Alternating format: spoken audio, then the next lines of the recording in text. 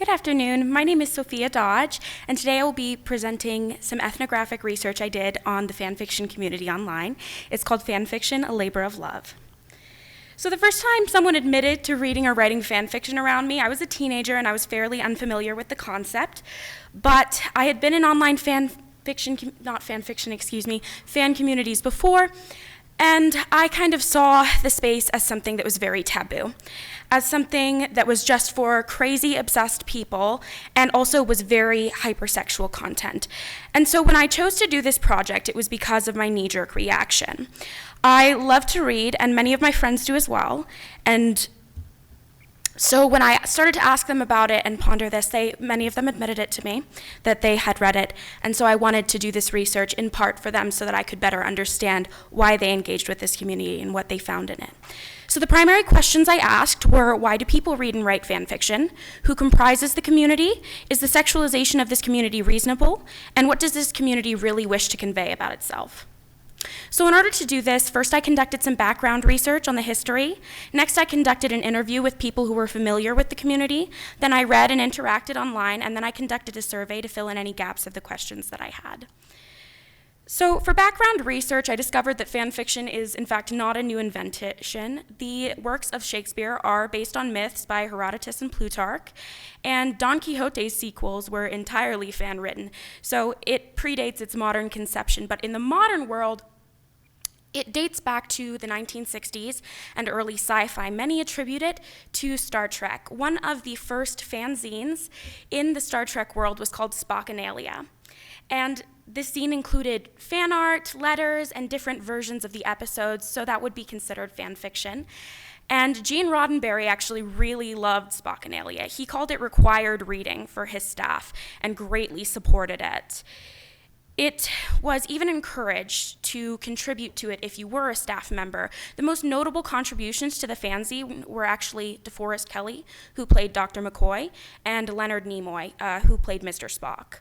And most of the contributors and editors to these fanzines were women, and this particular fanzine focused on the queer-coded relationship of Captain Kirk and Mr. Spock. So then when we move into the 21st century and when the internet comes about, fan fiction started popping up there as well. At first it was on a lot of personal blogs and websites, and then hosting services became available. So where fan fiction can be found today is Tumblr. A lot of people use Tumblr in order to connect with other people. It's not as much of a fan fiction hosting site, but it does host a lot of the fan communities and they communicate about it. Some actual fan fiction hosting websites would be FanLib and fanfiction.net, Wattpad, and Archive of Our Own, which you'll see noted as AO3. FanLib is actually a dead hosting website. It was made for profit, and this really didn't resonate with the community that it was trying to serve.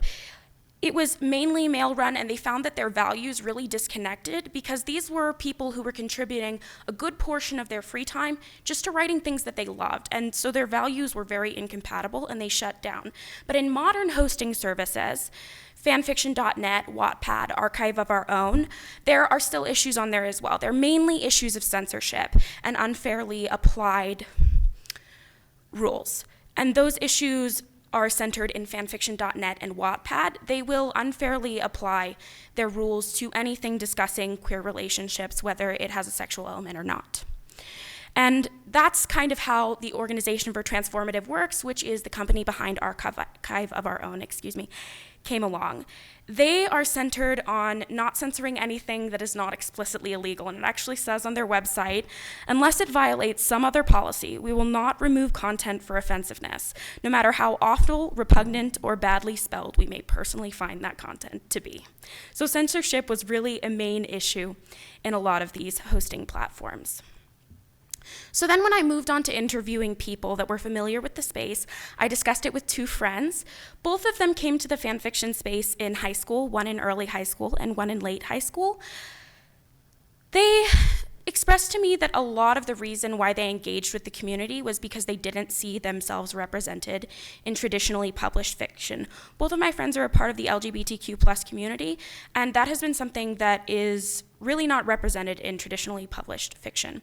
And so they turned to fan fiction where they could see that. And they also felt a lot of burnout around reading. Both of them were avid readers as children, but as they grew up and it got harder to deal with life as it comes at you, they also turned to fan fiction for an escape from that, familiar characters, and comfort. So after I'd spoken with them about what they got out of the fan fiction space, they made some recommendations for me, and I did some reading. I read a lot of shorter fan fictions that are not listed here, but the main larger ones that I read, they're actually over 100,000 words. That's a fun fact about the community, is they measure everything by words because there aren't pages. I read Q-Loop, which is Star Trek, Deliver Us, which is Star Wars, and With a Conquering Air, which is Witcher. And I've also included a screenshot for what a search result on Archive of Our Own might look like. And you'll notice that there's a lot of tags on there. So those tags are so that people can research what's in the fan fiction before they open it and read it. So then when I did further research, I wanted to really address the questions of who and nail that down. A lot of the hosting websites would acknowledge on their values pages that their audiences were primarily women, but I wanted to seek studies to either confirm or deny that. And I found two different studies. There was a survey of fanfiction.net users in 2010 in which the users were primarily women, and a 2013 Archive of Our Own census which confirmed the same thing. And in that same census, the 2013 Archive of Our Own census, I actually got some data that I didn't explicitly go looking for and found that most of the users identified themselves as queer or genderqueer, and that had kind of fit into what I'd heard from my friends who were very involved in the fan fiction community. And so then from there, I wanted to fill in a few more gaps in research, and I chose to put out a survey, and I was really shocked because I got 662 responses. The responses that I got were really overwhelming because I actually only posted it on one website. I posted it on Archive of Our Own, and then it spread from there, and it was on Tumblr and Facebook pages and individual fan sites. And so I actually had to shut it down because my survey got overwhelmed. But I did receive some really good data from it. So for the questions, I asked, what age did you first start engaging with fan fiction? Do you consider yourself more of a reader or a writer? What is the primary reason you read and write fan fiction? Do you seek out explicit content? What platforms do you use? And any other comments that they would like to share with me. So people started engaging with fan fiction generally at a pretty young age. The most common age group was 12 to 15.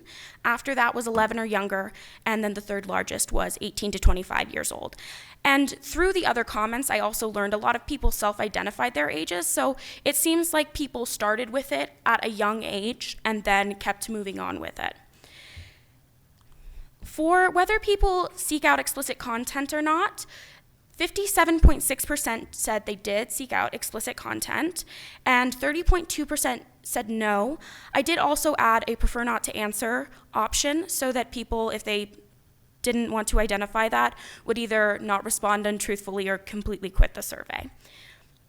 And then for proportions of readers and writers, 76.9% identified as only readers, 22.8% identified as both a reader and a writer, but less than 0.03% said that they were only writers. And I thought this was very interesting because it kind of shows the engagement of the community.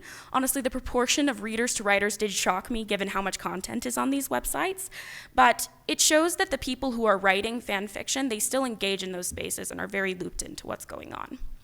As for the platforms that people use, this is where I could see some skew in my data because it did start, my survey did start on Archive of Our Own. 98.8% of respondents said that they used Archive of Our Own, 69.2% said that they used fanfiction.net, and 18.1% said that they used Wattpad. I did allow people to select multiple, and any other platforms that were used had one response. So then I allowed people to give short answers for their reasons, and I read through all of them, and some people had more than one reason. So I read through all of them, and I compiled a list of the things that everyone was saying, and these are the main issues. Escapism, entertainment, and leisure, but the largest issue overall was that it was more engaging than traditionally published fiction in one way or another. A lot of this had to do with inclusion and diversity.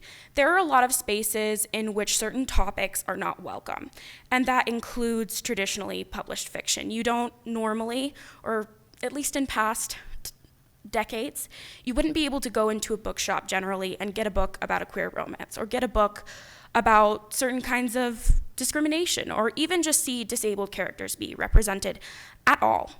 And so I think that people were really looking to see the real world reflected in what they were reading and just the world that they wanted to see in fiction.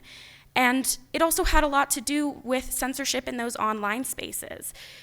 It was very saddening to hear how many people felt that their works and the things that they wanted to see were being pushed out of even spaces online, and the need for those spaces was so great that they would create their own hosting services. Archive of Our Own, it was created in response to the censorship of other websites and queer issues on those websites. And overwhelmingly, they're a crowd-funded organization. They overwhelmingly meet their goals and surpass them every single year because they serve such an underserved community. And another factor that I didn't expect was safety from triggering environments. As you saw from the search result that I showed you, there are a lot of tags. It's very easy, especially on Archive of Our Own, to say, I want to see this, I don't want to see that. And there are a lot of people who simply can't consume different forms of content for one reason or another. And you can't always, again, walk into a bookshop and be able to tell exactly what's in that book and if it's going to cause me harm. So that was a really big issue talked about, but there were others. Attachment to certain characters and reader fatigue, dissatisfaction with plot and world building, price accessibility. A lot of people said they did not have libraries nearby, or that they were unable to purchase books because they didn't have enough money at the time. And they also said community, that fan fiction provides a really good community online and elsewhere. And lastly was fantasy fulfillment. So my conclusions about the research that I did: why do people read and write fan fiction? Leisure, escapism, and representation. And the community is mainly comprised by women and LGBTQ+ people. That was confirmed in a lot of the surveys and censuses that I viewed. And as for the sexualization in the community, I would say that it is not justified to say that fan fiction is a pornographic space. There are a lot of people who aren't seeking out that content, and even if they are, I don't think that should be used to disqualify their art form. I think a lot of people in our current society would currently say that, I think a lot of people in our modern society have an issue still with women expressing their sexuality. And since this space is predominantly women, I think that really comes out in the judgment of this community. And I think it's very unjust to chalk it up to a pornographic space. And as for what the community wishes to convey, I would like to read you some quotes from my survey that I received. Fan fiction is just as much writing and just as much of an art form as anything that is published, and those who read it and write it should not have to hide it like it's a shameful secret. Thank you for trying to do research on the topic because it deserves consideration. I stayed anonymous for a while. It took so long for me before I made an account on any site. I knew being known to read fan fiction wasn't really looked at favorably.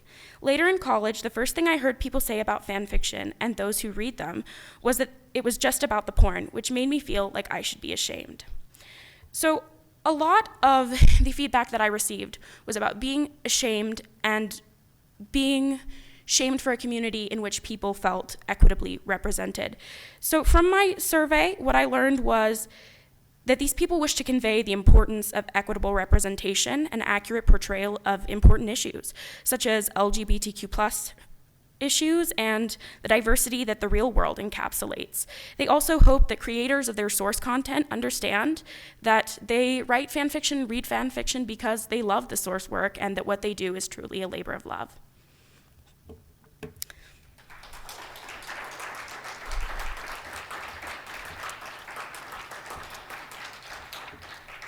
Are there any questions?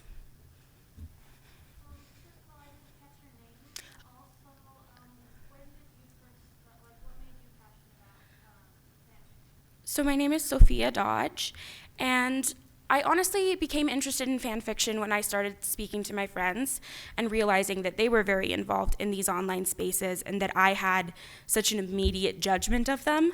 I'm not usually a snap judgment person, so it was kind of alarming to me. And then when I started to kind of dig through that, I realized that the opinions that I held were more things that were told to me than my own. So that was my interest in studying this.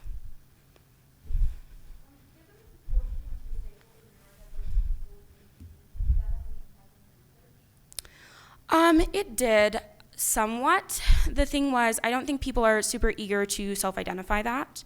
And so I chose not to ask about it on my survey. And also there wasn't any really good already provided data about the proportions of people who are neurodivergent and disabled. Disability did come up in some of the fiction that I was reading, but other than that, I didn't feel that I had the evidence to really support any claims about that.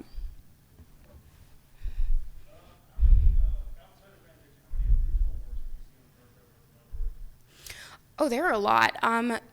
I personally didn't go looking for those because I was looking to research fan fiction, but I am aware that there are quite a few. The difficulty with publishing those in online spaces like Archive of Our Own is that the tagging system doesn't benefit you in that scenario because most people are searching by tags. So if I'm looking for a Harry Potter fan fiction, I'm going to type in the maybe something akin to what I'm looking for, characters, something like that, and then click the filter button and make sure that I'm only seeing Harry Potter. So that would be a pretty big barrier, is that your content isn't really being pushed out to a lot of people unless you're an already known author on Archive of Our Own, which I have seen happen.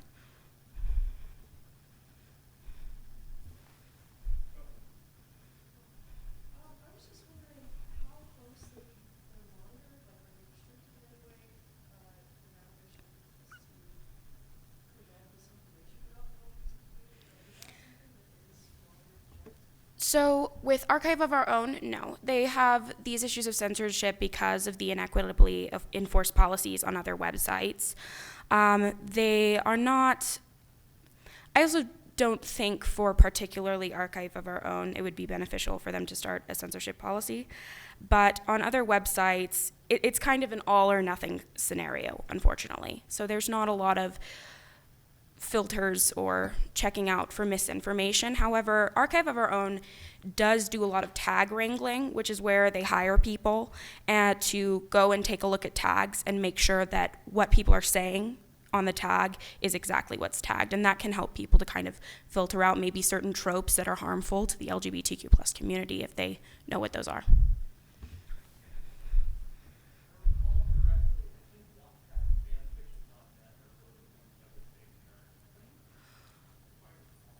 I'm actually not sure. I didn't think that they were. I know that Wattpad. Yeah, I'm actually not sure about that. I apologize.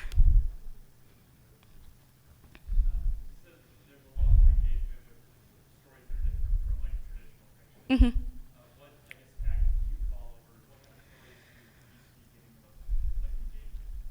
I see a lot of stories that are the source fiction had queer baiting in them getting a lot of traffic. So, for example, when I talked about fanzines earlier, the relationship between Mr. Spock and Captain Kirk is deeply queer coded. And so a lot of fan fiction about things that are queer coded but then not expressed are very popular. I think another example of this, a really big example of this, would be Sherlock. This was one of the larger issues that actually comes up in fandom.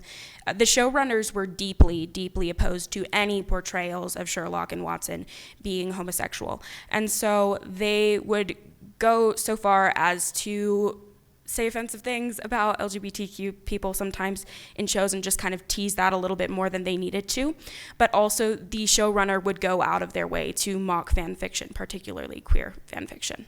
So I see things that usually encapsulate a lot of queer baiting then being resolved in fan fiction.